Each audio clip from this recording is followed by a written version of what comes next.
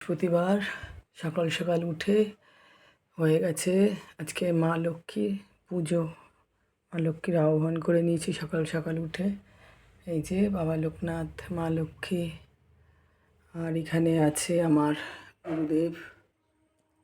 এখানে আছে আমার গুরুদেব, গুরুদেবেরও সেবা হয়ে গেছে। এখানে গোবিন্দ, আর এখানে দেখো ছোট গোবিন্দ। এদেরকে পরাইনি জামা, কারণ খুব গরম পড়েছে ব্যবসা।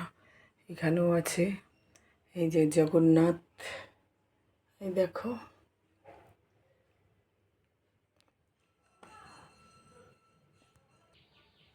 বিপত্তারিণী, মা কালী।